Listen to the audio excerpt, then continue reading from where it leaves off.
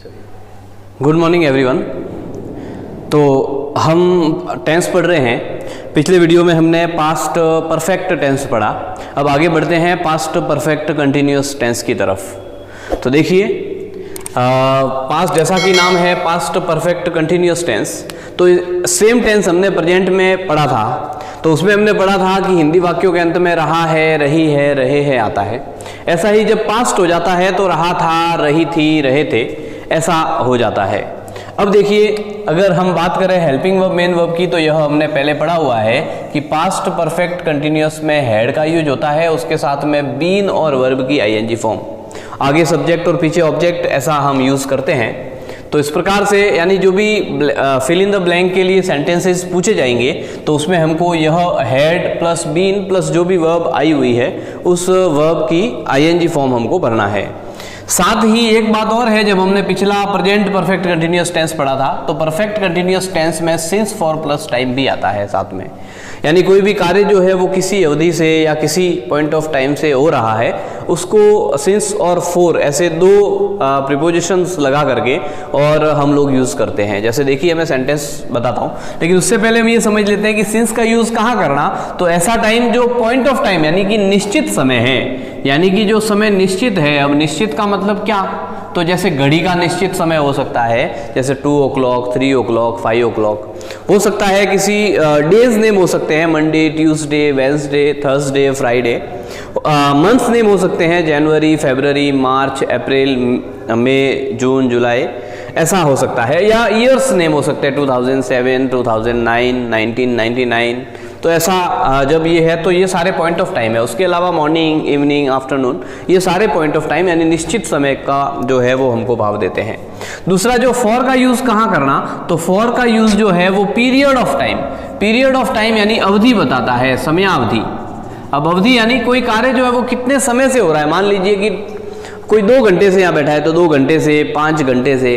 अगर बात हो रही है सप्ताह की तो 5 सप्ताह से, 2 सप्ताह से, 1 सप्ताह से, ऐसा आया है। दिनों की बात हो रही है तो अगर दिनों के नाम आते हैं मंडे, ट्यूसडे, तब तो वहाँ सिंस लगेगा। लेकिन अगर ऐसा लिखा हुआ है 3 दिन से, 4 दिन से, तो वहाँ फॉर लगेगा। तो ऐसा ही 3 साल से, 4 साल से, 2 महीने से, ऐसा शब्द जब आते हैं तो हम लोग फॉर का यूज करते हैं।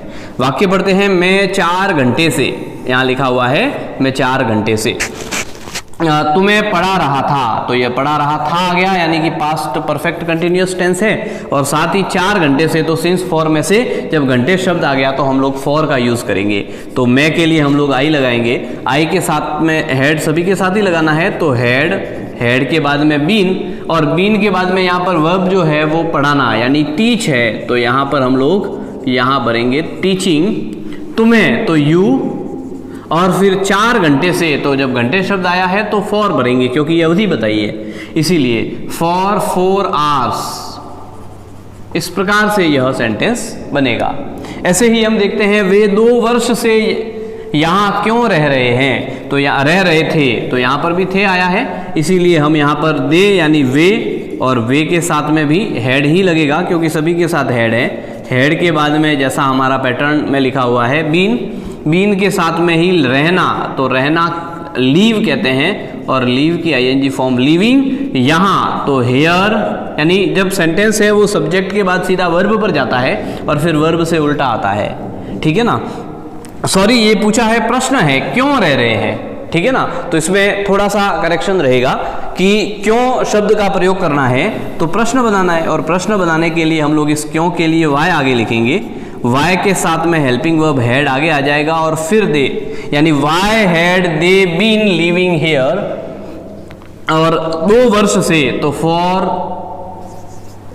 2 years, ऐसा हम लोग प्रयोग करेंगे, ठीक है। ये क्वेश्चन है और क्वेश्चन मार्क दिया हुआ है। क्यों शब्द का प्रयोग, तो हमने WH वर्ड आगे लगाया। हेड, हेड के बाद में हम लोग जो है वो दे सब्जेक्ट का यूज करेंगे यानी हेल्पिंग वर्ब आगे आ जाएगी। Been living here for 2 years। ऐसा ही यहाँ क्या से शुरू हो रहा है, तो ये भी हेड से शुरू होगा। Helping verb starting with helping verb बताया था मैंने।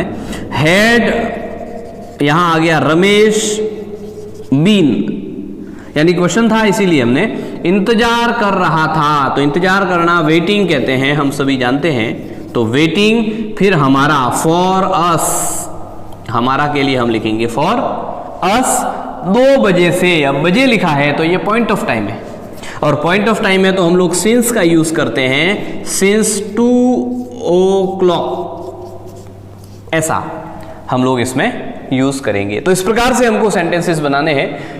आशा है आप सभी को समझ में आ गया होगा। आगे हम एडवर्ब्स की ओर बढ़ते हैं कि अगर फिल इन द ब्लैंक्स अगर पूछे जाते हैं तो हमको कैसे इसको हल करना चाहिए। तो इसके लिए सिंस फॉर प्लस टाइम, अब यह जो है यह एडवर्ब रहता है, लेकिन यह तो प्रेजेंट परफेक्ट कंटिन्यूअस में भी पढ़ा था, लेकिन बताया था सिंस फॉर प्लस टाइम जो है अगर अकेला आता है तो प्रेजेंट परफेक्ट कंटिन्यूअस यानी हैज हैव प्लस वर्ब की आईएनजी फॉर्म बीन के साथ भरना है।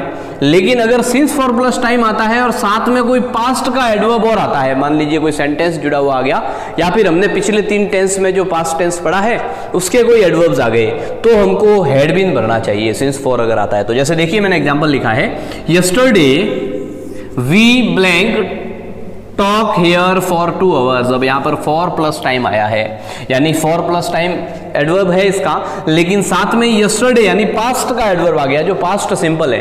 अब हम लोग क्या करेंगे कि यस्टरडे देखते ही सेंटेंस को बिना पढ़े पास्ट सिंपल भर देंगे, तो हमारा गलत हो जाएगा, क्योंकि साथ में यस्टरडे के साथ में फॉर प्लस टाइम भी दिया है।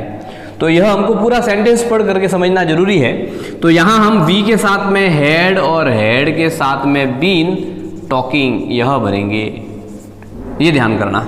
उसी तरह से दूसरा सेंटेंस है, आई ब्लैंक लीव हियर सिंस 2007, यानी सिंस प्लस टाइम आ गया, उसके साथ में लिखा है टिल लास्ट ईयर, यानी कि यह लास्ट जुड़ा हुआ है।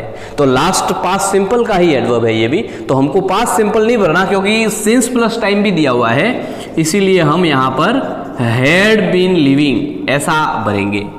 तो ध्यान में आ गया होगा आप लोगों को। तो इस प्रकार से यह पास्ट टेंस का जो अंतिम टेंस हमने पढ़ा, पास्ट परफेक्ट कंटिन्यूअस, कैसे हमको सेंटेंस बनाने और ये एडवर्ब्स जो यह हमारे एग्जाम्स में पूछे जाते हैं तो उनको कैसे भरने, ठीक से इसको पढ़ करके हमें समझना चाहिए। धन्यवाद।